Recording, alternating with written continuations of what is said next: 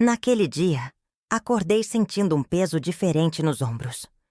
Não era o cansaço dos meus 68 anos, mas o tipo de peso que só as lembranças conseguem trazer. Abri as cortinas do meu quarto e deixei o sol de outono entrar, iluminando as fotos que decoravam minhas paredes. 6 rostos sorridentes que eram a razão da minha existência. Sou Olga, Olga Silva. E se você me perguntasse há 40 anos se eu estaria aqui hoje, contando essa história, provavelmente eu teria dado uma risada nervosa e mudado de assunto. Quando se tem 6 filhos para criar sozinha, pensar no futuro é um luxo. A gente só pensa em sobreviver ao presente. Nunca imaginei que seria mãe solteira. Ninguém imagina, não é mesmo? E muito menos de 6 crianças. Tudo começou com o que parecia ser o amor da minha vida. Carlos era alto, tinha um sorriso fácil e trabalhava na fábrica de tecidos que ficava na entrada da cidade. Eu tinha 22 anos quando nos conhecemos num baile de primavera, daqueles que a prefeitura organizava na Praça Central. "Você dança como se flutuasse", ele disse, enquanto me girava ao som do acordeão. Eu corei, porque nunca tinha sido boa em receber elogios. Cresci numa família simples, onde as palavras de carinho eram escassas como chuva no sertão. Casamos 6 meses depois. Um casamento simples, no cartório, seguido de um almoço no quintal da casa da minha mãe. Carlos me prometeu o mundo naquele dia. Disse que teríamos nossa casa própria, que eu nunca precisaria trabalhar fora, que nossos filhos teriam tudo o que ele não teve. Em menos de 8 anos, tivemos 6 filhos. Primeiro veio Júlia, minha primogênita, que nasceu com os olhos do pai e minha teimosia. Menos de 2 anos depois, chegou Thomas. E então, como uma avalanche de bênçãos e responsabilidades, vieram Vera, Patrick, Letícia e Davi, meu caçula. Nossa casa era pequena para tanta gente, mas era cheia de amor. Carlos trabalhava dobrado para conseguir manter todas aquelas bocas, e eu fazia milagres com o pouco que tínhamos. Costurava as roupas dos mais velhos para os mais novos, plantava o que podia no quintal, economizava cada centavo. A vida não era fácil, mas era nossa. Tínhamos planos, sonhos, um futuro pela frente. Até que numa terça-feira de inverno, Carlos não voltou para casa. Lembro como se fosse ontem. Estava com Davi no colo. Ele tinha pouco mais de 1 ano e ardia em febre. Os outros 5 estavam espalhados pela casa. Thomas e Patrick brigavam por causa de um carrinho de madeira. Júlia tentava ajudar Vera com a lição de casa. E Letícia brincava silenciosamente num canto com sua boneca de pano. O relógio da parede marcava 9 horas da noite quando bateram à porta. Era Hugo, melhor amigo de Carlos e padrinho de Thomas. "Olga, posso entrar?" Ele perguntou, o chapéu nas mãos, os olhos evitando os meus. E naquele instante, antes mesmo que ele dissesse qualquer coisa, eu soube. Carlos tinha partido com a secretária da fábrica. Não deixou um bilhete, uma explicação, nada. Apenas juntou suas economias e foi embora, para uma cidade grande onde, segundo Hugo, ninguém o conheceria e ele poderia recomeçar do zero. Recomeçar do zero, repeti, as palavras saindo da minha boca como se pertencessem a outro idioma. Que tipo de homem recomeça do zero abandonando 6 filhos? Deixei Hugo falando sozinho na sala e fui para o banheiro. Tranquei a porta, abri a torneira para abafar o som e desabei. Meu corpo todo tremia, enquanto eu tentava abafar os soluços com a toalha. Não podia deixar as crianças me verem assim. Não podia desmoronar. "Mãe, tá tudo bem?" A voz de Júlia do outro lado da porta me trouxe de volta à realidade. Ela tinha apenas 7 anos, mas já carregava nos olhos uma maturidade que criança nenhuma deveria ter. "Tá sim, filha. A mamãe já vai sair." Lavei o rosto, respirei fundo e decidi ali, naquele momento, que não importava como, eu criaria meus 6 filhos. Sozinha, se fosse preciso. E foi. Nos primeiros meses, vivi de doações. Os vizinhos, a igreja, a família do Hugo, todos ajudaram como puderam, mas não era suficiente. E a vergonha de depender dos outros me consumia por dentro. Foi numa tarde de primavera, enquanto remendava os uniformes escolares das crianças, que tive a ideia. Sempre fui boa com as mãos, sempre soube costurar. Por que não transformar isso em um meio de vida? Comecei fazendo pequenos concertos para a vizinhança. Um vestido para ajustar aqui, uma calça para remendar ali. Logo a notícia de que eu era habilidosa com a agulha se espalhou, e passei a fazer roupas sob medida. Trabalhava depois que as crianças dormiam, muitas vezes até o sol raiar. Não foi fácil. Deus sabe que não foi. Houve noites em que chorei em silêncio, olhando para o teto, me perguntando se conseguiria dar conta.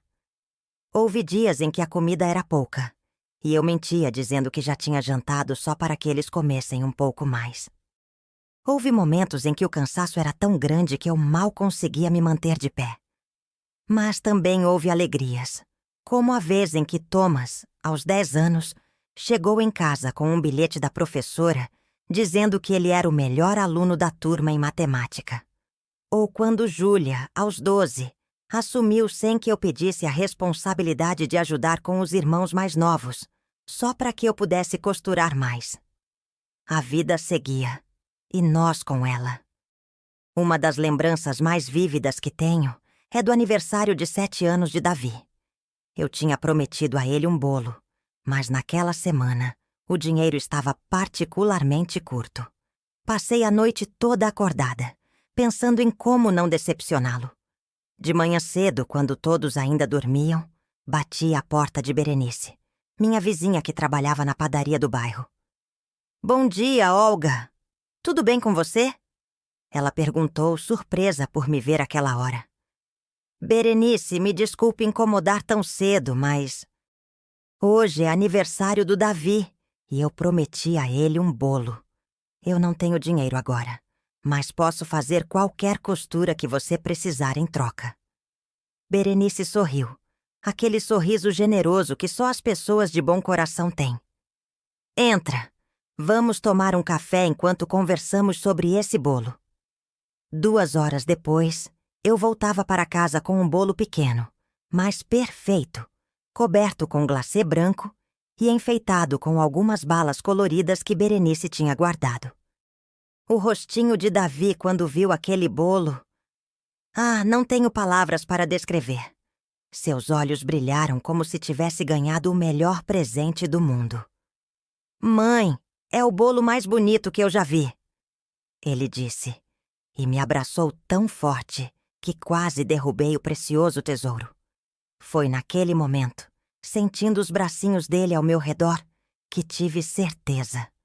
Valia a pena cada sacrifício, cada noite sem dormir, cada refeição pulada. Por aqueles 6 pares de olhos que me olhavam com amor e confiança, eu enfrentaria o mundo inteiro. À medida que os anos passavam, minha pequena costura foi crescendo. Comprei uma máquina melhor, depois outra. Comecei a fazer vestidos de noiva, o que pagava melhor. Aos poucos consegui reformar nossa pequena casa, colocar piso novo na cozinha, comprar camas decentes para as crianças. Mas nem tudo eram flores. A adolescência chegou, e com ela os desafios que toda mãe teme. Thomas começou a andar com uma turma que não me agradava. Patrick tinha dificuldades na escola e um temperamento explosivo. Letícia ficou revoltada quando soube que o pai tinha outros filhos na cidade para onde se mudou. Notícia que nos chegou por acaso, através de um conhecido que o viu por lá. "Por que ele pôde começar outra família e nos abandonou?" Letícia gritou uma noite, aos 15 anos, após uma discussão sobre suas notas baixas. "Talvez ele tenha ido embora porque éramos muitos, porque não somos bons o suficiente." Suas palavras me atingiram como um soco. Puxei-a para perto de mim, mesmo contra sua vontade inicial. Escuta aqui, Letícia. Seu pai não foi embora por causa de vocês. Ele foi embora por causa dele mesmo. Por fraqueza dele. Nunca, nunca pense que vocês não são bons o suficiente. Segurei seu rosto entre minhas mãos. Vocês 6 são o melhor que já aconteceu na minha vida. E nós somos uma família. Imperfeita, complicada, às vezes barulhenta demais. Mas uma família que se ama e fica junta, não importa o quê. Ela chorou em meus braços naquela noite, como não fazia desde pequena. E eu também chorei, porque às vezes mães também precisam. Um dos momentos mais difíceis foi quando Júlia, aos 18 anos, me disse que estava grávida. Ela tinha acabado de entrar na faculdade, a primeira da família a conseguir esse feito. Tínhamos comemorado tanto. E agora isso. Mãe, eu entendo se você ficar decepcionada comigo. Ela disse, lágrimas escorrendo pelo rosto. Eu sei o quanto você se sacrificou para que eu pudesse estudar e agora... Respirei fundo. Contei até 10 mentalmente. E então fiz a única coisa que importava. Abracei minha filha. Júlia, ouve o que vou te dizer. Sim, eu sonhei com sua formatura, com sua carreira. Mas mais do que isso, sonhei com sua felicidade. E agora vamos ter mais um motivo para ser felizes. Coloquei a mão sobre sua barriga ainda lisa.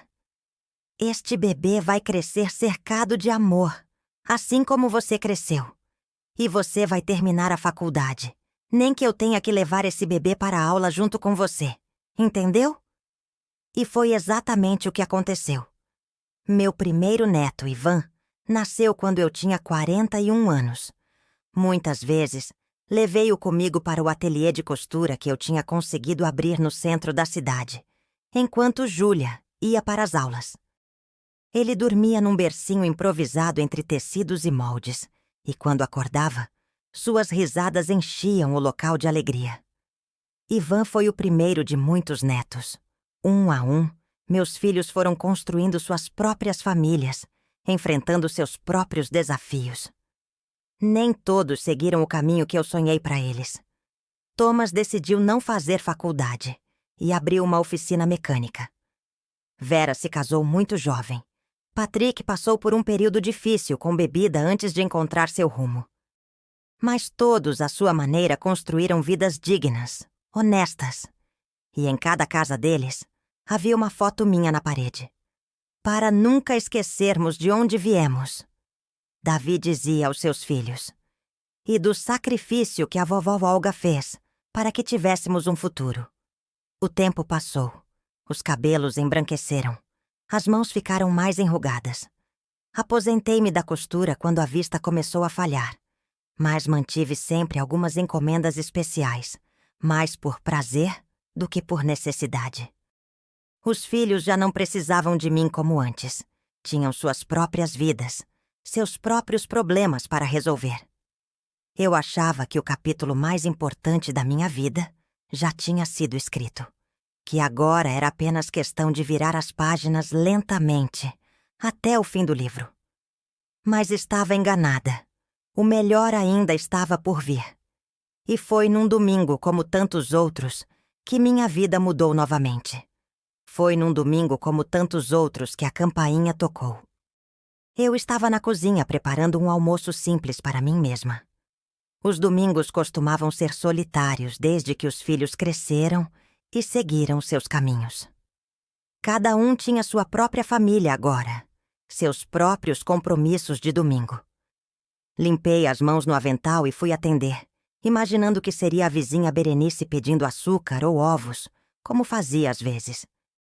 Mas quando abri a porta, deparei-me com Thomas, Vera e Júlia, todos sorrindo de um jeito estranho, como crianças que escondem uma travessura. "O que vocês estão aprontando?" Perguntei, já desconfiada. Não era comum vê-los juntos assim, sem aviso prévio. "Mãe, a senhora precisa vir com a gente", disse Thomas, meu filho mais alto. Agora um homem de 40 e poucos anos, com fios grisalhos começando a lhe aparecer nas têmporas. "Tem algo que precisamos te mostrar." Agora? Mas estou fazendo meu almoço e nem estou arrumada para sair.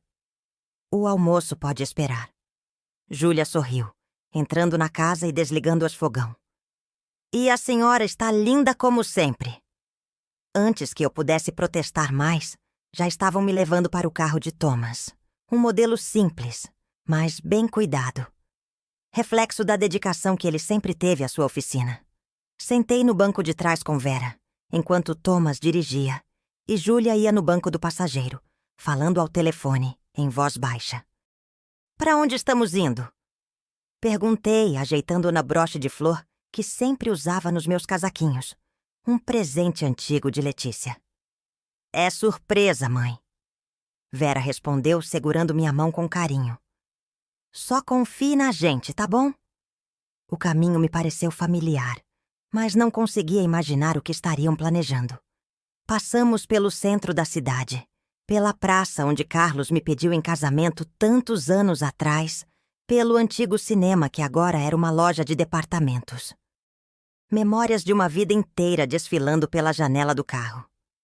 Quando Thomas virou numa rua arborizada na parte mais nova da cidade, comecei a ficar realmente intrigada. Era um bairro bonito, com casas espaçosas e jardins bem cuidados.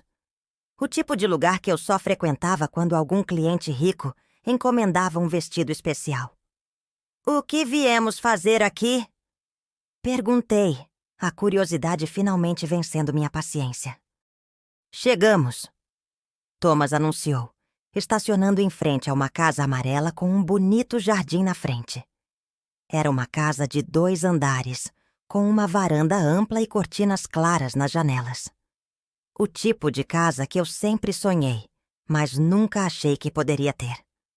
Ao descer do carro, notei que havia outros veículos estacionados por perto. Reconheci o carro de Patrick, o de Letícia, e até a caminhonete de Davi, que morava em outra cidade e raramente vinha nos visitar fora das datas festivas. O que está acontecendo? Perguntei, meu coração acelerando de um jeito que não sentia havia anos. Por que todos estão aqui? Júlia sorriu e pegou em minha mão. Vem, mãe.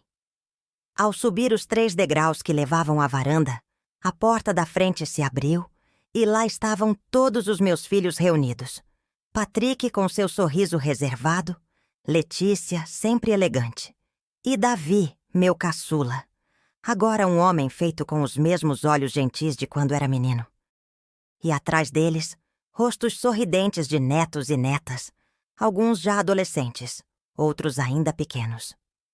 Surpresa! Gritaram em uníssono, e só então percebi as faixas penduradas dentro da casa, balões coloridos enfeitando a sala ampla e arejada.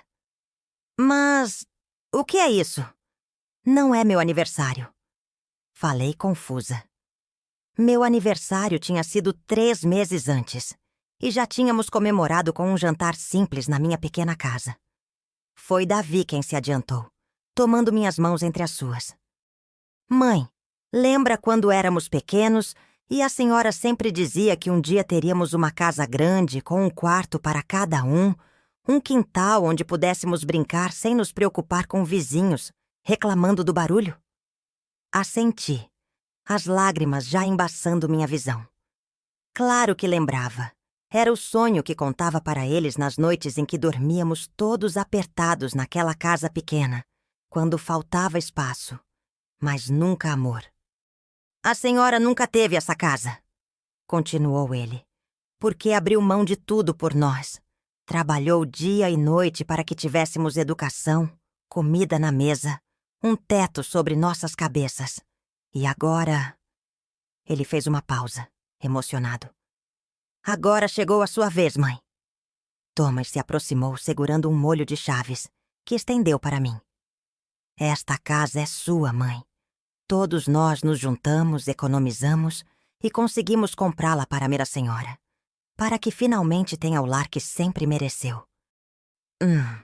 Não consegui dizer nada. As palavras simplesmente não vinham. Olhei para as chaves na minha mão, para os rostos emocionados dos meus filhos, para a casa bonita ao nosso redor. Era real? Estava mesmo acontecendo? Vem, vamos te mostrar tudo, disse Letícia, enxugando as próprias lágrimas enquanto me guiava para dentro. A casa era mais bonita do que qualquer coisa que eu poderia ter imaginado. Sala espaçosa com sofás confortáveis, cozinha moderna com todos os eletrodomésticos que eu sempre quis ter, 3 quartos no andar de cima, um deles preparado especialmente para mim, com uma colcha feita pelos meus próprios netos, cada um decorando um pedacinho. Mas o que mais me emocionou foi um cômodo especial no fundo da casa, com iluminação perfeita, uma mesa de corte ampla, máquinas de costura novas e prateleiras cheias de tecidos coloridos. Seu ateliê, explicou Vera. Para quando quiser costurar por diversão, ou ensinar as netas, ou só ficar aqui lembrando dos velhos tempos. Naquele momento desabei. Não conseguia mais conter as lágrimas. Uma vida inteira de lutas, sacrifícios, noites sem dormir, preocupações infinitas. E agora isso. Meus filhos, aqueles 6 rostinhos que um dia dependeram completamente de mim, retribuindo de uma forma que eu jamais poderia imaginar. Vocês não precisavam, comecei a dizer, mas Patrick me interrompeu. Precisávamos sim, mãe. A senhora nos deu tudo, literalmente tudo o que tinha e o que não tinha. É o mínimo que podemos fazer. Naquela tarde, fizemos um grande almoço na minha nova casa. Netos corriam pelo quintal, filhos e noras e genros ajudavam na cozinha. E eu, sentada na cabeceira da mesa, observava tudo com um sentimento que nem sabia como nomear. Era gratidão, sim, mas também um profundo senso de realização, de missão cumprida. Lembrei da jovem Olga de 20 e poucos anos, com 6 crianças pequenas e o mundo desabando sobre seus ombros.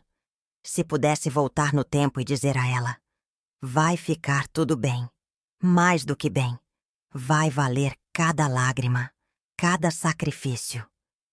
Depois que todos foram embora e fiquei sozinha na minha nova casa, andei pelos cômodos lentamente, tocando as paredes, ajeitando as cortinas, sentindo o espaço que agora era meu. Era estranho ter tanto espaço só para mim, depois de uma vida inteira de apertos.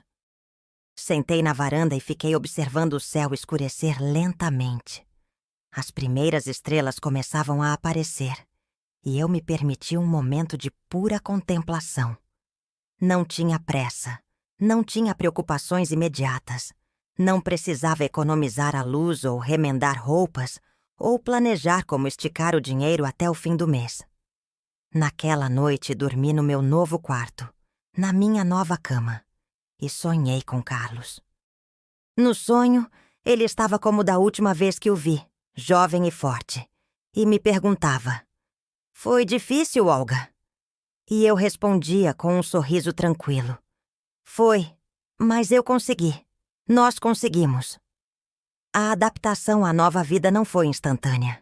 Por anos, acordei cedo demais, preocupada com tarefas que já não existiam. Demorei para me acostumar a não precisar economizar em tudo, a poder comprar uma fruta mais cara no mercado sem sentir culpa, a deixar a luz acesa por mais tempo se quisesse ler à noite. Mas aos poucos, fui encontrando novos ritmos, novos propósitos. Comecei a dar aulas de costura para meninas do bairro, uma vez por semana. Voluntariei-me na igreja local para fazer roupas para crianças carentes. Descobri o prazer de plantar flores no meu próprio jardim, de cozinhar receitas elaboradas que nunca tive tempo de experimentar, de ler todos aqueles livros que guardei para quando tivesse tempo. Os netos vinham me visitar frequentemente. Alguns ficavam para dormir nos fins de semana, especialmente Kaique, filho de Thomas, que adorava quando eu contava histórias da infância do pai. Foi com ele que aprendi a usar um celular direito, a mandar mensagens, a ver fotos da família pelo aparelho pequeno que ele insistiu em me dar de presente. Vó, a senhora precisa se modernizar, ele dizia, rindo da minha dificuldade com a tecnologia. Vamos fazer um perfil da senhora na internet para mostrar seus trabalhos de costura. Eu ria e recusava, dizendo que estava velha demais para essas novidades. Mas, secretamente, adorava quando ele me mostrava vídeos engraçados ou me ajudava a fazer chamadas de vídeo com Davi, que morava longe. Um dia recebemos uma notícia que abalou toda a família. Hugo, o velho amigo de Carlos que tinha sido como um tio para meus filhos ao longo dos anos, estava hospitalizado com um problema sério no coração. Fui visitá-lo imediatamente. O hospital era frio e impessoal, mas Hugo sorriu quando me viu entrar no quarto, seus olhos agora fundos nas órbitas, o rosto marcado pelo tempo assim como o meu. Olga, ele disse estendendo a mão trêmula para mim. Que bom que veio. Sentei-me ao lado da cama, segurando sua mão com cuidado para não desalojar a agulha do soro. Como não viria? Você sempre foi parte da nossa família, Hugo. Conversamos sobre os velhos tempos, sobre como meus filhos estavam, sobre como a cidade tinha mudado. Evitamos falar de Carlos como sempre fazíamos, um acordo tácito que mantivemos por décadas. Mas dessa vez, foi Hugo quem quebrou o silêncio sobre aquele assunto. Olga, tem algo que preciso te contar antes que seja tarde demais, ele disse, a voz fraca.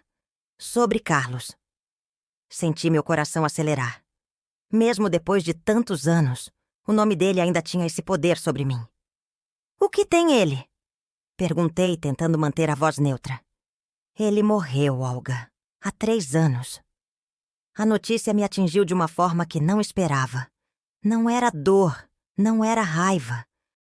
Era um estranho vazio, como se uma porta que estivesse entreaberta por décadas finalmente se fechasse com um clique suave. Como soube disso? Perguntei. Um conhecido o viu no hospital, na fase final. Câncer de pulmão. Hugo fez uma pausa. Ele perguntou pelos filhos, sabia? No final. Balancei a cabeça sem saber o que dizer. Era tarde demais para perguntas, para arrependimentos, para perdões. Ele deixou isso para você. Hugo continuou, apontando para uma gaveta na mesa de cabeceira. Me pediu para entregar se um dia te encontrasse. Guardei todos esses anos, esperando um momento certo. Acho que nunca houve um momento realmente certo. Com as mãos trêmulas, abri a gaveta e encontrei um envelope amarelado pelo tempo. Dentro, havia uma carta e uma pequena caixa. Quer que eu te deixe sozinha? Hugo perguntou. Não, fica. Por favor. Abri a carta primeiro. A letra de Carlos, que um dia eu conheci tão bem, agora parecia a de um estranho. Olga, se está lendo isso, é porque já não estou mais aqui. Há tantas coisas que gostaria de dizer, tantos pedidos de perdão, que sei que não tenho o direito de fazer. Falhei como homem, como marido, como pai. Não há um dia da minha vida em que não tenha pensado nos 6 filhos que abandonei, no rosto deles, em como seriam crescidos. Soube, por acaso, que você conseguiu criá-los sozinha, que são pessoas de bem, que têm suas próprias famílias agora. Não tenho direito de sentir orgulho. Sei disso. Todo o mérito é seu, apenas seu. Na caixa está a única coisa de valor que tenho para deixar. Não para mim, mas para você, dar aos nossos filhos. É pouco, eu sei. É tarde demais, eu sei. Mas é tudo o que posso oferecer agora. Carlos.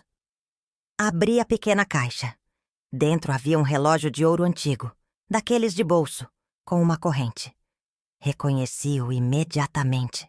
Era do pai de Carlos, a única herança que ele havia recebido, e que usava apenas em ocasiões muito especiais. Ele pediu que você desse aos filhos, Hugo explicou. Disse que era a única coisa que tinha valor, que tinha passado de geração em geração na família dele. Fechei a caixa lentamente. O que deveria fazer com aquele objeto carregado de tantos significados, de tanto passado? Dar aos meus filhos, como Carlos pediu em sua última vontade? Ou deixar que o passado ficasse no passado? Vou pensar no que fazer com isso, disse finalmente, guardando a caixa na minha bolsa. Obrigada por guardar todos esses anos, Hugo. Quando saí do hospital naquele dia, o céu estava claro e azul. O sol brilhava. Senti um peso estranho no peito, como se estivesse carregando não apenas aquele pequeno relógio, mas décadas de memórias não resolvidas. Naquela noite, reuni meus 6 filhos na minha casa. Não contei a eles sobre a visita a Hugo, nem sobre a carta. Apenas observei seus rostos enquanto conversavam, riam, discutiam. Vi Carlos em alguns gestos de Thomas, no jeito que Patrick coçava o queixo quando estava pensativo, no sorriso de Davi. Mas vi muito mais de mim mesma em todos eles. A determinação, a força, a capacidade de amar incondicionalmente. Decidi que guardaria o relógio comigo por enquanto. Talvez um dia, quando o tempo tivesse suavizado ainda mais as arestas do passado, eu contaria a eles. Ou talvez não. Algumas histórias não precisam ser contadas por completo. Hugo faleceu 2 semanas depois. O funeral foi simples, como ele teria desejado. Meus filhos estavam todos lá, prestando sua última homenagem ao homem que tinha sido uma presença constante em suas vidas. Um substituto imperfeito, mas leal da figura paterna que lhes faltou. Na saída do cemitério, Júlia se aproximou de mim, seu braço enlaçando minha cintura. "Você está bem, mãe?" Ela perguntou, preocupação sincera em sua voz. "Estou, filha." Respondi. E era verdade. Só pensando em como a vida dá voltas. Em como chegamos até aqui. "A senhora nos trouxe até aqui." Ela corrigiu gentilmente. "Sozinha." "Não, Júlia. Ninguém faz nada realmente sozinho nessa vida. Tive ajuda, tive apoio. De pessoas como Hugo, como Berenice, como tantas outras que cruzaram nosso caminho." Ela sorriu. E naquele sorriso vi a pequena Júlia de 7 anos, que um dia me perguntou se estava tudo bem, do outro lado da porta do banheiro, quando seu pai nos abandonou. "A senhora sempre vê o melhor nas pessoas, não é?" "Nem sempre", confessei. Houve momentos em que só conseguia ver o pior.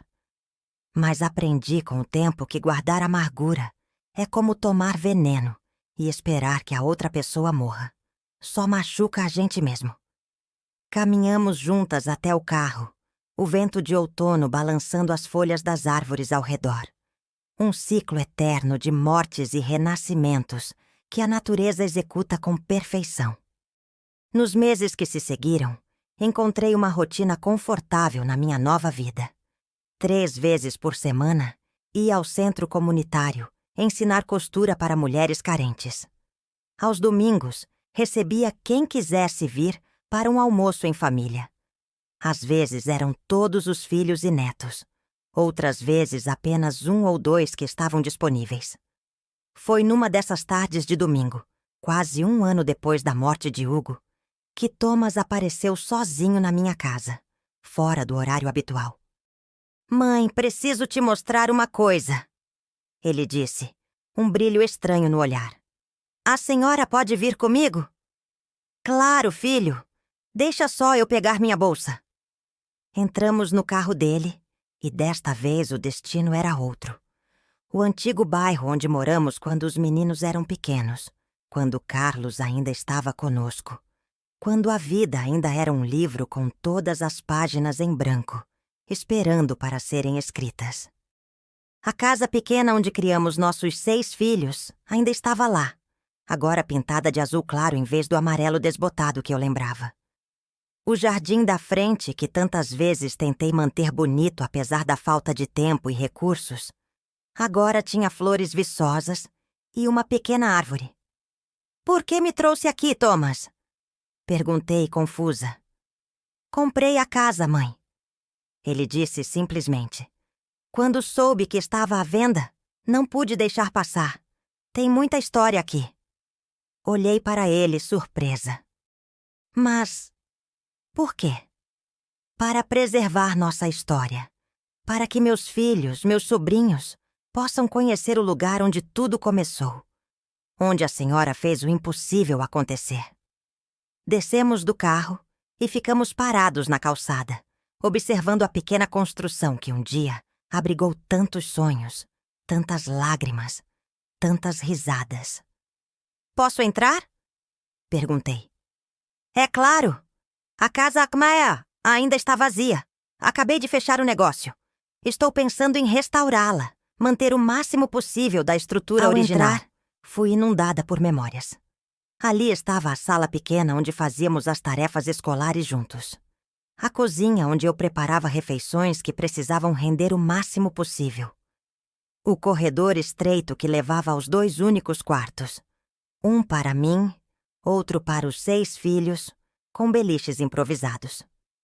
"Lembra como eu e Patrick brigávamos para ver quem ficava na parte de cima do beliche?" Thomas perguntou rindo. "E como Letícia sempre queria trocar com Vera porque dizia que o colchão dela era mais macio?" "Lembro de tudo", respondi passando a mão pela parede descascada. "Cada cantinho desta casa tem uma história." Thomas me observou em silêncio por um momento. Então disse: "Tenho uma ideia, mãe. Quero transformar esta casa num lugar especial para nossa família. Um lugar onde possamos nos reunir, onde os netos possam vir, onde possamos preservar nossas memórias. O que acha?" "Acho uma ideia maravilhosa, filho", respondi emocionada. Saímos da casa velha e voltamos para minha casa nova, onde Thomas me contou seus planos em detalhes. Queria restaurar a estrutura, mas manter a essência. Criar um espaço onde pudéssemos reunir fotos antigas, objetos que contassem nossa história. Um lugar que fosse ao mesmo tempo museu familiar e ponto de encontro. E assim começou mais um capítulo na minha vida. Um que eu jamais poderia prever. Aos 68 anos, me vi envolvida num projeto de preservação da memória da minha própria família. Cada um dos meus filhos contribuiu à sua maneira. Júlia organizou as fotos antigas, Vera ajudou com a decoração, Patrick cuidou das questões estruturais da reforma, Letícia documentou tudo em vídeo, e Davi, mesmo à distância, enviou objetos e lembranças que tinha guardado ao longo dos anos. 6 meses depois, a casa estava pronta. Não era mais a mesma construção humilde de antes, mas também não havia perdido sua alma. Thomas e os irmãos tinham conseguido um equilíbrio perfeito. Modernizaram a estrutura, mas mantiveram cada detalhe que importava. A cozinha pequena agora tinha eletrodomésticos novos, mas conservava a mesa de madeira onde fazíamos as refeições e os deveres de casa. O quarto dos meninos tinha sido transformado num espaço de convivência, com estantes cheias de álbuns de fotografia e uma parede inteira dedicada aos momentos marcantes da nossa família. Mas o que mais me emocionou foi o que fizeram no meu antigo quarto. Transformaram-no numa réplica exata do meu primeiro ateliê de costura. A máquina antiga que eu usei por anos estava lá, restaurada. Tecidos organizados nas prateleiras, manequim no canto, até mesmo a mesma cadeira onde eu passava noites inteiras trabalhando. "Como conseguiram tudo isso?" perguntei, passando os dedos pela máquina familiar. "Nunca jogamos nada fora." Letícia sorriu. "Guardamos tudo no sótão da casa da Júlia. Sabíamos que um dia essas coisas fariam sentido novamente." No dia da inauguração oficial da casa da família Silva, como batizaram o lugar, estavam todos lá. Filhos, noras, genros, netos e até vizinhos antigos que ainda moravam na região. Berenice, agora com 82 anos e andando com bengala, foi uma das primeiras a chegar. "Olga, minha querida", ela disse, me abraçando apertado. "Nunca duvidei que você conseguiria. Desde aquele dia que você bateu na minha porta pedindo ajuda para o bolo do Davi, eu sabia que você era especial. Berenice, sem pessoas como você, nada disso teria sido possível." Respondi, segurando suas mãos com carinho. Durante a tarde, circulei pela casa observando meus netos descobrindo cada cantinho, ouvindo as histórias que os mais velhos contavam sobre como era viver ali. Kaique, agora com 15 anos, estava fascinado com o ateliê. Vó, a senhora costurava de verdade nesta máquina? Ele perguntou, passando a mão reverentemente sobre o equipamento. Costurava, sim, muitas noites. Era assim que pagávamos as contas, as despesas da escola de vocês todos. A senhora vai me ensinar um dia? Sorri, surpresa com o interesse. Costura? Claro! Acho muito legal essa história de criar coisas com as próprias mãos. Além do mais, ele piscou. Mulher gosta de homem que sabe cuidar das próprias coisas, não é? Ri alto, reconhecendo nele a mesma esperteza que seu pai Thomas sempre teve. Está bem, mas começamos devagar. Primeiro você aprende a colocar linha na agulha. Foi naquele momento, observando meu neto mexer na antiga máquina, que percebi algo extraordinário. Não era apenas a casa que estava sendo preservada, mas todo um legado. Aquelas habilidades, aquela determinação, aquela capacidade de transformar dificuldades em oportunidades. Tudo isso estava sendo passado adiante. Nas semanas seguintes à inauguração, a casa da família Silva se tornou o ponto de encontro oficial dos domingos. Cada semana, pelo menos algumas pessoas apareciam. Os netos menores adoravam brincar no quintal, que agora tinha um balanço e uma pequena horta onde eles podiam plantar e cuidar das mudas. Um domingo, Winnie, filha mais velha de Vera, chegou parecendo preocupada. Ela tinha 17 anos e estava prestes a se formar no ensino médio. Vó, posso conversar com a senhora? Ela perguntou, puxando-me para um canto mais reservado da sala. Claro, minha netinha. O que foi? Estou confusa sobre o que fazer depois da formatura. Minha mãe quer que eu faça faculdade, mas eu não sei se é isso que quero. Tenho medo de decepcionar todo mundo. Olhei para aquele rostinho preocupado e vi um pouco de mim mesma quando era jovem, cheia de incertezas sobre o futuro. Senta aqui comigo, disse, apontando para o sofá. Deixa eu te contar uma coisa. Quando eu era nova, tinha um monte de sonhos. Queria ser professora, queria viajar, queria conhecer o mundo. A vida me levou por um caminho completamente diferente. E sabe o que descobri? O quê, vó? Que não existe caminho certo ou errado. Existe o caminho que você constrói com dedicação, honestidade e amor. Sua mãe quer que você faça faculdade porque ela sabe o valor do estudo. Mas se você tem outros sonhos, outros planos, o importante é que você se comprometa com eles de verdade. Winnie me olhou com atenção, processando minhas palavras. A senhora não se arrepende de não ter estudado mais? Às vezes, sim, admiti. Mas não me arrependo das escolhas que fiz. Cada decisão me trouxe até aqui, até vocês. E isso vale todo o resto. E se eu errar? Minha querida, erro faz parte da vida. O que não pode é ficar parada com medo de escolher. A vida acontece enquanto você está decidindo o que fazer. Naquela conversa, percebi que estava assumindo um novo papel na família. A matriarca, aquela para quem todos recorriam quando precisavam de conselhos, de perspectiva, de alguém que já tinha vivido o suficiente para saber que a maioria das preocupações que nos consomem não são tão importantes quanto pareciam na época. O inverno chegou, e com ele uma nova rotina. Comecei a receber visitas regulares de uma jornalista chamada Sabrina, que estava escrevendo um livro sobre mulheres que criaram filhos sozinhas em décadas passadas. Alguém da igreja tinha dado meu nome para ela, falando sobre minha história. No começo, fiquei relutante. Minha vida não tem nada de especial, eu disse quando ela me ligou pela primeira vez. Fiz apenas o que qualquer mãe faria. Dona Olga, com todo respeito, a senhora está enganada. Sabrina respondeu. O que a senhora fez foi extraordinário. Criar 6 filhos sozinha, num tempo em que era ainda mais difícil do que hoje, e vê-los todos se tornarem pessoas de bem. Isso é uma história que precisa ser contada. Acabei aceitando. Uma vez por semana, Sabrina vinha me visitar, sempre com seu gravador pequeno e caderno cheio de perguntas.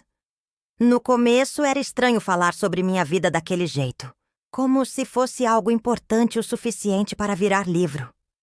Conte-me sobre a época mais difícil, ela pediu numa tarde chuvosa de julho, quando a senhora quase desistiu. Quase desistir? Refleti. Não sei se posso dizer que quase desisti.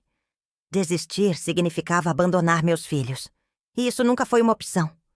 Mas teve momentos em que me senti tão cansada, tão sobrecarregada, que chegava a fantasiar como seria se pudesse simplesmente desaparecer por uns dias. Pode dar um exemplo específico? Fechei os olhos, deixando as memórias voltarem. Foi quando Davi estava com 3 anos e pegou pneumonia. Ele passou 5 dias internado, e eu praticamente vivi no hospital com ele. Nesse tempo, os outros 5 ficaram com vizinhas, mas era muita responsabilidade para dividir. Thomas, que tinha 12 na época, tentou cuidar dos irmãos menores, mas não deu conta. Pausei, lembrando da angústia daqueles dias. Quando finalmente trouxe Davi para casa, encontrei a casa em estado deplorável. Patrick tinha quebrado um vidro da janela brincando dentro de casa. Letícia estava com febre. Vera tinha perdido o material escolar. E Thomas estava brigado com todo mundo, porque se sentia responsável por tudo ter dado errado. Como lidou com isso? Sentei no chão da sala, no meio da bagunça toda, e comecei a chorar. Chorei tanto que Davi, ainda fraquinho da pneumonia, veio me fazer carinho dizendo: "Não chora, mamãe." E foi ele, meu caçulinha, quem me deu forças para levantar e colocar tudo em ordem novamente. Sabrina escreveu rapidamente, claramente emocionada com a história. E como a senhora encontrava forças para continuar nesses momentos? Olhando para eles, respondi sem hesitar. Cada vez que eu olhava para meus filhos, via que eles dependiam de mim. Não apenas para comida e teto, mas para saber que o mundo era um lugar seguro, que existia alguém que os amava incondicionalmente. Eu era tudo o que eles tinham. Como podia falhar com eles? As conversas com Sabrina me fizeram refletir sobre aspectos da minha vida que eu nunca tinha considerado importantes. Ela tinha uma forma de fazer perguntas que me obrigava a pensar sobre minhas decisões, meus sentimentos, meus medos de uma forma que eu nunca tinha feito antes. Dona Olga, a senhora alguma vez se sentiu sozinha? Realmente sozinha? Ela perguntou numa tarde. Sozinha como? Respondi com outra pergunta. No sentido de não ter com quem dividir as responsabilidades, as preocupações. Não ter um parceiro, um companheiro. Era uma pergunta que eu evitava fazer a mim mesma havia décadas. Sim, admiti finalmente. Principalmente à noite. Quando as crianças dormiam e eu ficava costurando até tarde, pensava em como seria ter alguém para conversar sobre o dia, para dividir as preocupações. Às vezes, imaginava como Carlos reagiria se soubesse que Thomas tinha tirado nota baixa em matemática, ou se ficaria orgulhoso quando Júlia foi escolhida para representar a escola no festival de dança. Chegou a considerar um novo relacionamento? Houve 1 ou 2 homens interessados ao longo dos anos. Confessei. Mas sempre esbarrava na mesma questão. Meus filhos. Qualquer homem que entrasse na minha vida teria que aceitar 6 crianças que não eram suas. E, sinceramente, acho que no fundo eu tinha medo de que alguém pudesse magoá-los como Carlos magoou. Então optou por se dedicar inteiramente a eles. Não foi bem uma opção consciente. Refleti. Foi mais uma consequência natural. Minha energia, meu tempo, meu amor, tudo estava direcionado para eles. Não sobrava espaço para mais nada. Se arrepende? Dessa é uma pergunta difícil, respondi, observando pela janela os netos brincando no quintal. Às vezes me pergunto como teria sido diferente, mas olhando o resultado, vendo meus filhos hoje, suas famílias, seus valores, não posso dizer que me arrependo. Talvez tenha perdido algumas coisas pelo caminho, mas ganhei outras que valem muito mais. Nossas conversas continuaram por meses. Sabrina era uma jovem dedicada, e percebi que nossa relação tinha se transformado em algo mais do que jornalista e entrevistada. Ela se tornou quase uma confidente, alguém com quem eu podia falar sobre aspectos da minha vida que nunca tinha compartilhado nem com meus próprios filhos. Uma tarde, ela me fez uma pergunta que me pegou completamente desprevenida. Dona Olga, se pudesse mandar uma mensagem para outras mulheres que estão passando pelo que a senhora passou, criando filhos sozinhas, o que diria? Fiquei em silêncio por um longo tempo, pensando na responsabilidade daquela resposta. Quantas mulheres não estariam, naquele exato momento, sentadas sozinhas à noite, se perguntando se conseguiriam dar conta? Quantas não estariam duvidando de si mesmas, se sentindo inadequadas, sobrecarregadas? Eu diria... Comecei devagar. Que elas são mais fortes do que imaginam. Que amor de mãe é a força mais poderosa que existe no mundo. E que com essa força conseguimos fazer milagres. Pausei, buscando as palavras certas. Diria também que não precisam ser perfeitas. Que não existe mãe perfeita, família perfeita, vida perfeita. O que existe é amor verdadeiro, dedicação sincera. E isso é suficiente. Mais do que suficiente. E sobre o cansaço, a solidão, os momentos de desespero, que fazem parte, são normais, mas que passam. E que cada pequena vitória dos filhos, uma boa nota, um abraço espontâneo, um obrigado, mãe, vale todas as noites sem dormir, todas as preocupações, todos os sacrifícios. Sabrina anotou tudo cuidadosamente e percebi que havia lágrimas em seus olhos. Posso confessar uma coisa? Ela disse. Minha mãe também me criou sozinha, e ouvir sua história me fez entender e valorizar ainda mais o que ela fez por mim. Naquele momento entendi o verdadeiro valor daquelas conversas. Não era apenas sobre registrar minha história, mas sobre criar pontes entre experiências, sobre mostrar que nenhuma de nós está realmente sozinha em nossas lutas. O livro de Sabrina foi publicado no ano seguinte. Ela me deu o primeiro exemplar numa cerimônia simples, na casa da família Silva, com todos meus filhos e netos presentes. Ver minha história impressa, transformada em algo que poderia inspirar outras pessoas, foi uma das experiências mais surreais da minha vida. História Real desta Avó era o título. E na capa, uma foto que Thomas tinha tirado de mim no meu ateliê, sorrindo enquanto costurava um vestidinho para minha bisneta mais nova. Júlia folheou o livro com cuidado, como se estivesse manuseando algo sagrado. Mãe, a senhora é famosa agora. Ela brincou.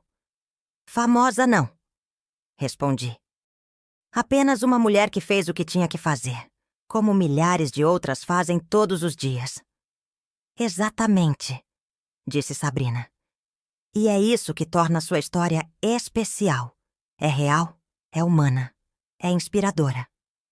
Nas semanas seguintes, comecei a receber cartas de leitoras do livro. Mulheres de todo o país escreviam compartilhando suas próprias histórias, agradecendo por eu ter dividido a minha, dizendo que se sentiram menos sozinhas depois de ler sobre minha jornada. Uma carta em particular me marcou profundamente. Era de uma jovem de 25 anos, mãe de 3 filhos pequenos, que tinha sido abandonada pelo marido recentemente. Dona Olga, ela escrevia. Li seu livro numa noite em que estava pronta para desistir de tudo. Meus filhos dormiam. Eu estava sem dinheiro, sem trabalho, sem esperança. Suas palavras me lembraram que posso ser mais forte do que imagino que meus filhos precisam de mim, não perfeita, mas presente. Obrigada por me dar forças para continuar. Guardei essa carta numa gaveta especial, junto com dezenas de outras similares. Cada uma era um lembrete de que nossa vida, mesmo quando parece insignificante, pode tocar outras vidas de formas que nunca imaginamos. Foi numa tarde de primavera, quase 2 anos depois da publicação do livro, que recebi uma ligação inesperada. Dona Olga, aqui é da Prefeitura Municipal. A senhora poderia comparecer aqui amanhã? O prefeito gostaria de falar com a senhora. Fiquei intrigada.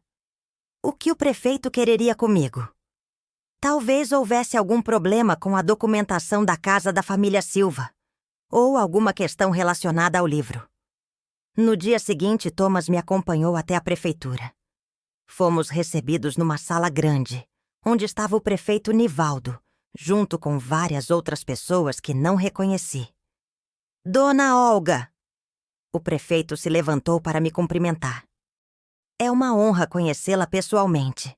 Li seu livro e fiquei profundamente impressionado com sua história. Obrigada, senhor prefeito, mas não entendo. Por que quis me ver? Queremos homenageá-la, ele disse sorrindo.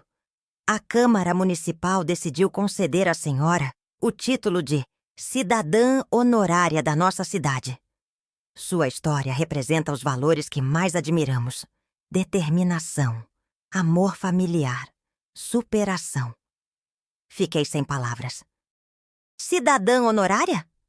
Eu que sempre fui apenas uma costureira, uma mãe tentando fazer o melhor pelos filhos?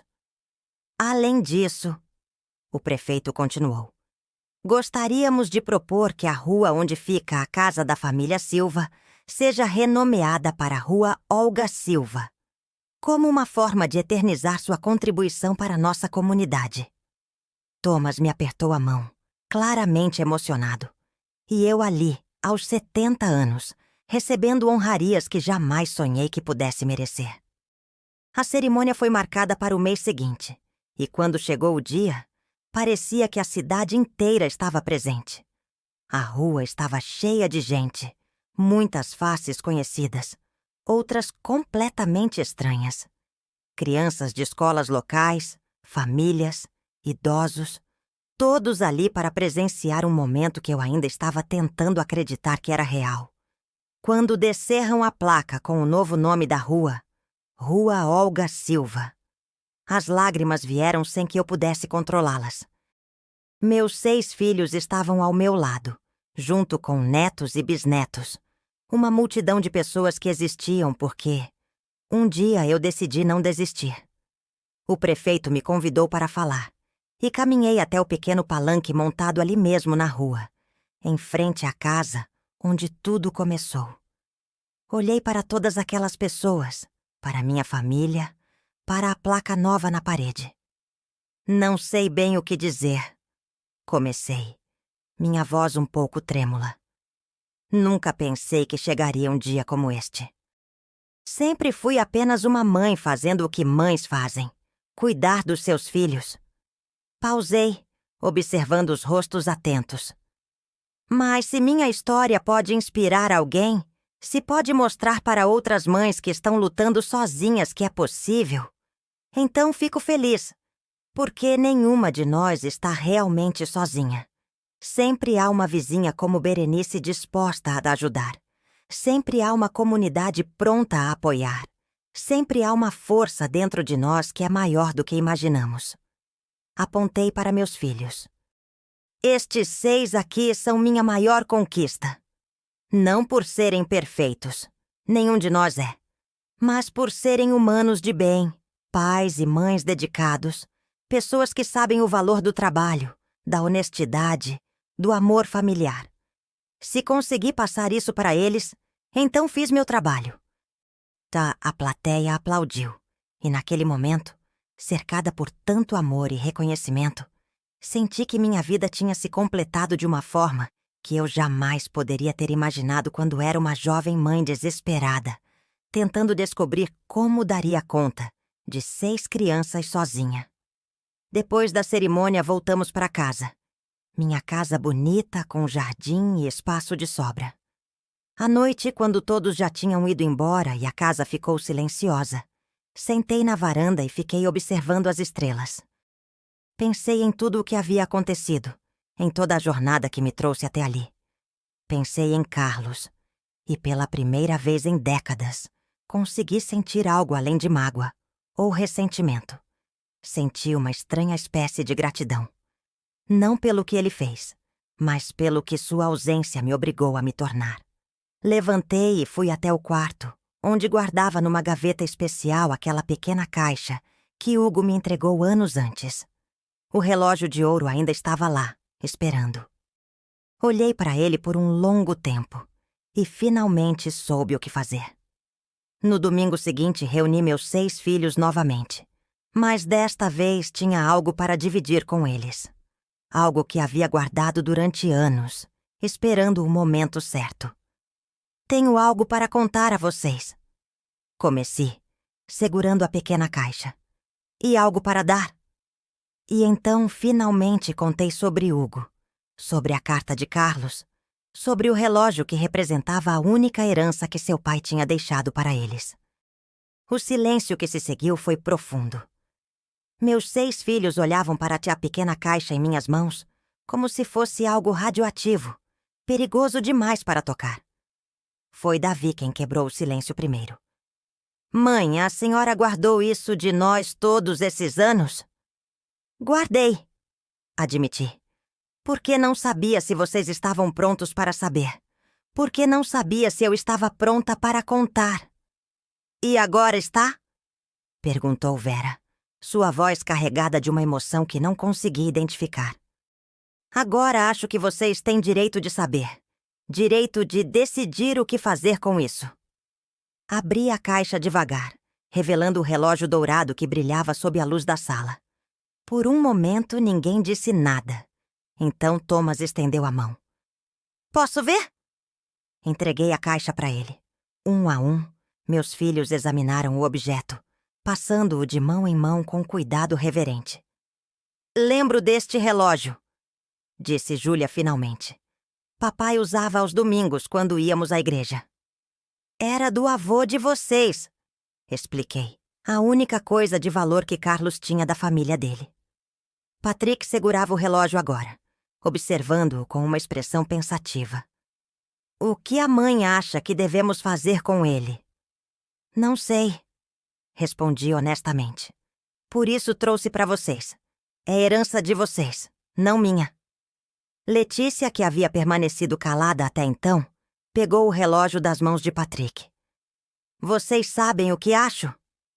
Ela disse, surpreendendo a todos nós. Acho que deveríamos ficar com ele. Letícia. Não, Thomas deixem começou. eu terminar. Ela o interrompeu. Esse relógio não é sobre ele. É sobre nós. É sobre nossa história, nossa família. É sobre o homem que nosso avô foi, não sobre o homem que nosso pai escolheu ser. Ela olhou para cada um dos irmãos antes de continuar. Além disso, por mais doloroso que seja admitir, Carlos faz parte da nossa história. Não podemos apagar isso. E talvez guardar este relógio seja uma forma de fazer as pazes com o passado. Davi assentiu lentamente. Letícia tem razão. E há outra coisa. Olhem ao nosso redor. Ele gesticulou para a sala cheia de fotos, para a casa bonita, para as evidências de uma vida bem vivida. Nós vingamos. Apesar dele, nós vingamos. Manter este relógio é mostrar que conseguimos honrar nossa herança familiar, sem depender dele. Então, está decidido? Perguntei. Está, disse Júlia. Mas com uma condição. O relógio fica aqui, nesta casa. É parte da nossa história familiar. E aqui é onde nossa história deve ser preservada. Todos concordaram. E assim, o relógio de Carlos encontrou seu lugar numa vitrine especial que Thomas instalou na casa da família Silva, junto com outras relíquias familiares. Não como um santuário ao pai ausente, mas como um símbolo de que nossa família era mais forte que as adversidades que enfrentou. Nos meses que se seguiram, algo mudou em nossa dinâmica familiar. Era como se aquela conversa sobre o relógio tivesse liberado um peso que não sabíamos que estávamos carregando. Falávamos mais abertamente sobre o passado, sobre nossos sentimentos, sobre as cicatrizes que todos carregávamos de maneiras diferentes. Thomas me procurou numa tarde para uma conversa que há muito precisávamos ter. Mãe, posso te fazer uma pergunta que sempre quis fazer, mas nunca tive coragem? Claro, filho. A senhora chegou a nos culpar? Por tudo o que teve que abrir mão? Por tudo o que passou? A pergunta me pegou de surpresa, embora talvez não devesse. Era uma pergunta justa, honesta. Nunca, respondi sem hesitação. Nem por um segundo.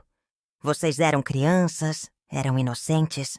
Se algo é culpa de alguém, é de Carlos, por ter abandonado suas responsabilidades. Mas e seus sonhos? Seus planos? A senhora tinha 28 anos quando ele foi embora. Poderia ter reconstruído sua vida de outras formas. Sentei-me ao lado dele no sofá, buscando as palavras certas. Thomas, você tem filhos agora. Você conseguiria abandoná-los para perseguir outros sonhos? Jamais. Então já sabe sua resposta. Meus sonhos mudaram no momento em que vocês nasceram. Não foram roubados ou destruídos. Foram transformados. Meu sonho passou a ser ver vocês crescerem, se tornarem pessoas de bem, construírem suas próprias famílias. Coloquei a mão sobre a dele. E olha só como esse sonho se realizou. Vocês me deram muito mais do que eu jamais poderia sonhar quando era jovem. Me deram 6 filhos maravilhosos, 18 netos, 4 bisnetos até agora. Uma família que é meu maior orgulho. Thomas sorriu, mas ainda parecia preocupado. Às vezes me sinto culpado por ter sido o mais velho. Sinto que deveria ter ajudado mais, que deveria ter sido mais responsável. Meu filho, disse com firmeza. Você era uma criança. Tinha 7 anos quando seu pai foi embora. A responsabilidade nunca foi sua. E mesmo assim, você ajudou. Todos vocês ajudaram.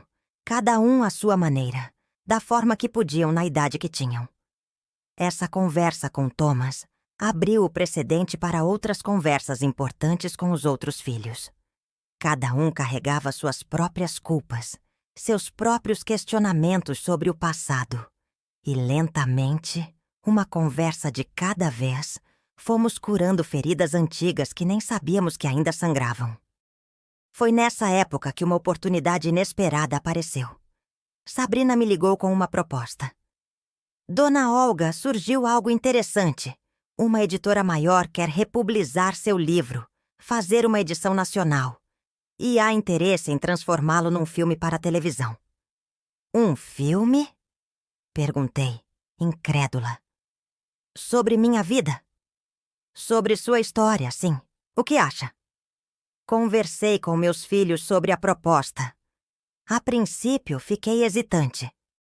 Expor nossa vida daquela forma, para o país inteiro, parecia intimidador. Mas foi Vera quem me fez mudar de ideia. Mãe, quantas mulheres não poderiam se beneficiar de ouvir sua história? Quantas mães solteiras não se sentiriam menos sozinhas vendo que é possível vencer? Acabei concordando com a condição de que eu teria controle sobre como nossa história seria contada. Queria que fosse honesta, real, sem dramatizações desnecessárias ou romantizações do que foi, essencialmente, uma luta diária pela sobrevivência. O processo de produção do filme foi fascinante. A atriz escolhida para me interpretar, Gisele, veio me conhecer pessoalmente.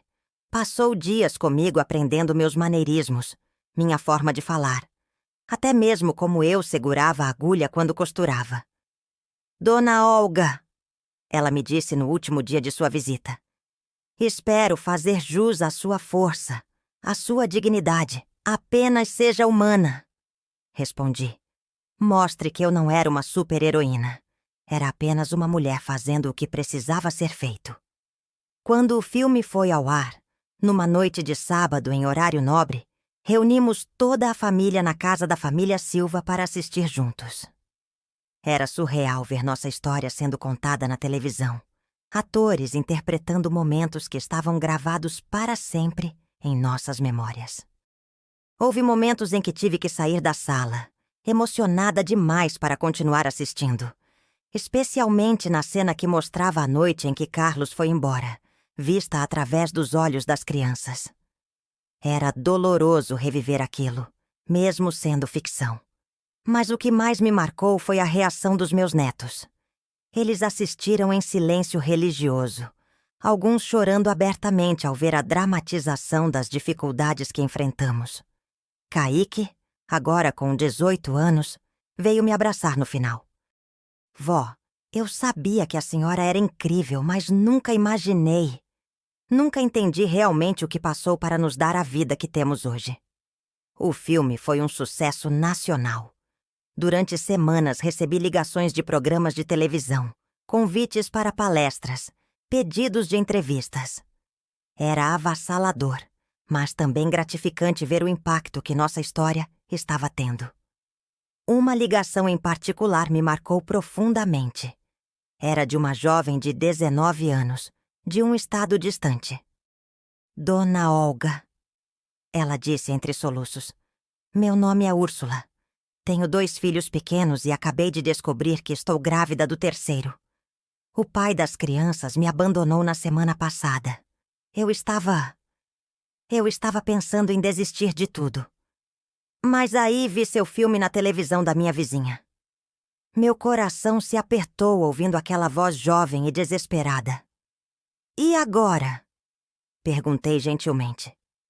Agora sei que vou conseguir. Se a senhora conseguiu com 6, eu consigo com 3. A senhora me deu esperança.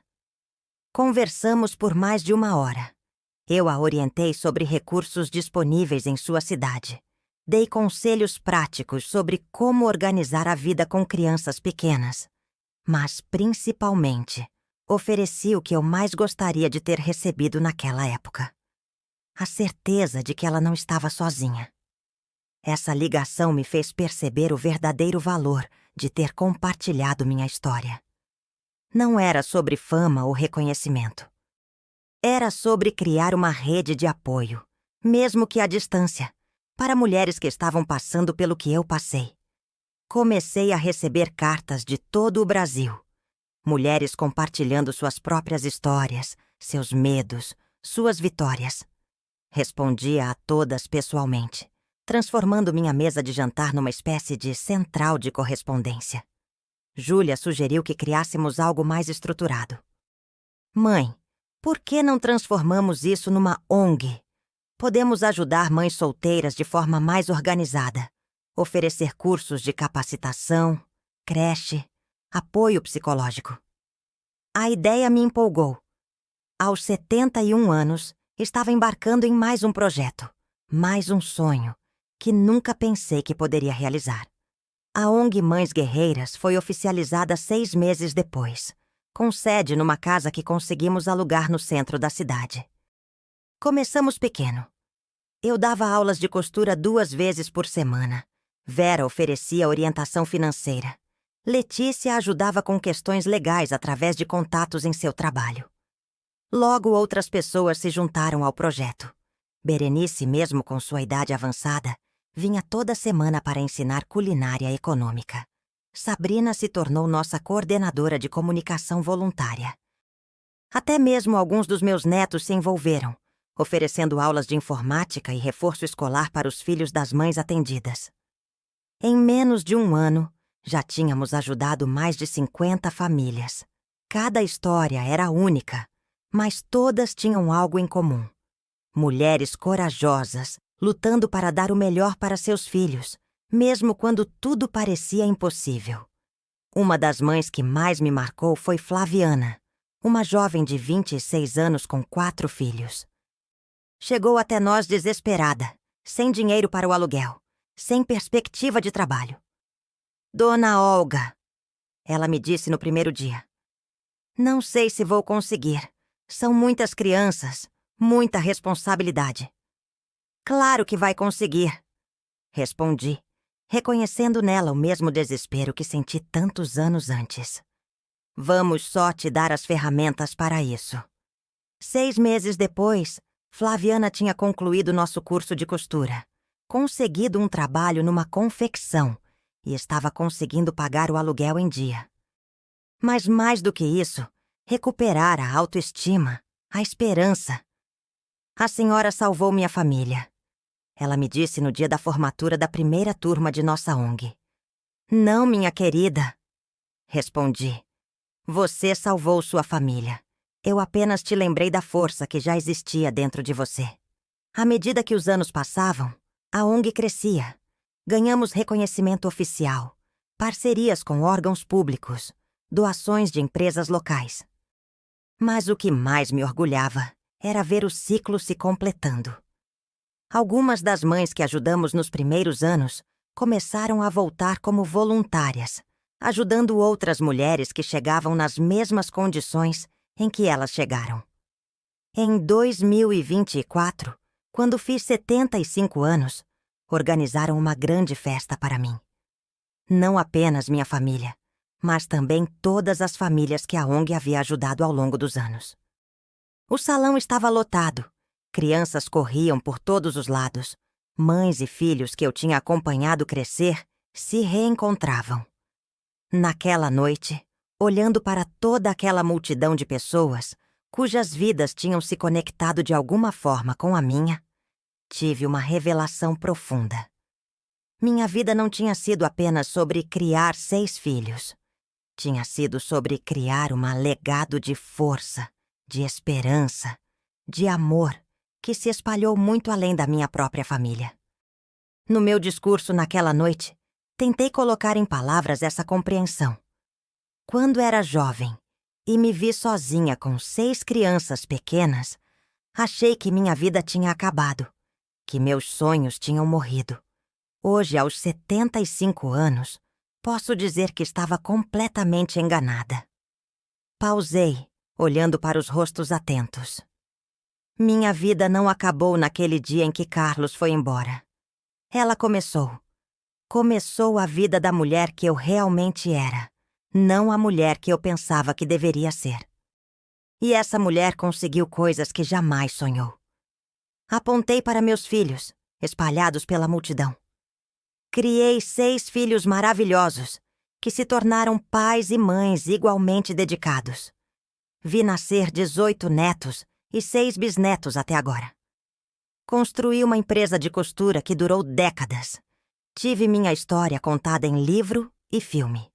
Recebi honrarias que jamais imaginei merecer. Minha voz ficou mais emocionada. Mas nada disso se compara ao que vejo aqui hoje. Centenas de famílias que encontraram esperança, mulheres que descobriram sua própria força, crianças que terão um futuro melhor porque suas mães não desistiram. As lágrimas corriam livremente pelo meu rosto agora. Se existe alguma mensagem que quero deixar para todas vocês, mulheres que estão lutando, que estão cansadas, que às vezes duvidam de si mesmas, é esta. Vocês são mais fortes do que imaginam. O amor que têm pelos seus filhos é capaz de mover montanhas. E nunca, nunca estão realmente sozinhas. A plateia se levantou numa ovação que durou vários minutos. Mas o que mais me emocionou foi ver, entre os aplausos, o rosto de Úrsula, a jovem que tinha me ligado anos antes após ver o filme. Ela estava ali, com seus 3 filhos já crescidos, agora voluntária da ONG, ajudando outras mães como ela um dia foi ajudada. Depois da festa, quando todos já tinham ido embora e eu estava sozinha na minha casa silenciosa, sentei-me na varanda como fazia todas as noites antes de dormir. Olhei para as estrelas e fiz um balanço de tudo o que havia vivido. 75 anos de vida. Quase 5 décadas desde que Carlos nos abandonou. E que jornada tinha sido. Pensei na jovem Olga de 28 anos, chorando sozinha no banheiro naquela noite terrível. Se pudesse falar com ela agora, o que diria? Diria para ela não ter medo. Diria que aquele momento horrível seria o início de algo muito maior e mais belo do que ela poderia imaginar. Diria que a dor passaria, mas a força que descobriria seria para sempre. Diria que valeria a pena. Cada lágrima, cada noite sem dormir, cada sacrifício. Tudo valeria a pena. Levantei-me da cadeira de balanço e entrei em casa. Amanhã seria mais um dia, com novas oportunidades de ajudar, de amar, de fazer diferença. Aos 75 anos, ainda havia muito trabalho a fazer, muitas histórias para acompanhar, muitas vidas para tocar. E enquanto caminhava para o quarto, sorri pensando no que diria para qualquer pessoa que me perguntasse sobre arrependimentos na vida. Arrependimentos? Como poderia ter arrependimentos quando olhava ao redor e via tanto amor, tanta realização, tanto propósito? Minha vida não tinha sido perfeita, tinha sido real. E isso era infinitamente melhor. Na mesinha de cabeceira, ao lado da minha cama, estava a foto mais recente da família toda reunida. 63 pessoas sorridentes olhando para a câmera. 6 filhos, suas esposas e maridos. 18 netos, 6 bisnetos. E eu no centro de tudo, a matriarca de uma dinastia construída com amor, sacrifício e determinação. Antes de apagar a luz, sussurrei uma oração de gratidão. Não apenas pelos momentos bons, mas também pelos difíceis. Porque foram justamente os momentos difíceis que me transformaram na mulher que me tornei. E então, aos 75 anos, dormi o sono tranquilo de quem sabe que cumpriu sua missão. O sono de quem transformou dor em propósito, abandono em legado, solidão em família. O sono de uma mulher que provou que o amor de mãe é verdadeiramente a força mais poderosa do mundo. Fui mãe solteira de 6 filhos numa época em que isso era ainda mais difícil do que é hoje. Criei uma família sozinha quando não tinha recursos, apoio ou perspectivas. E hoje posso dizer com certeza, foi a melhor coisa que já fiz na vida. Porque, no final, o que importa não é quantas vezes caímos, mas quantas vezes nos levantamos. E quando nos levantamos por amor, por família, por propósito, somos capazes de milagres. Esta é minha história. Uma história de amor, luta e gratidão. E se ela pode inspirar uma única pessoa a não desistir, então valeu a pena cada palavra, cada memória dividida, cada lágrima derramada. Porque no final, somos todos mais fortes do que imaginamos. E o amor sempre, sempre vence. Se esta história tocou seu coração, não se esqueça de se inscrever no canal e ativar o sininho para não perder nenhuma história inspiradora como esta. Compartilhe este vídeo com alguém que precisa ouvir que é possível vencer. Deixe um comentário contando sua própria história de superação, ou simplesmente dizendo o que sentiu ao conhecer a jornada da Olga. Lembre-se, você também é mais forte do que imagina. E sua história de luta e vitória pode ser exatamente a inspiração que alguém precisa para não desistir. Inscreva-se para mais histórias reais de superação que vão tocar seu coração.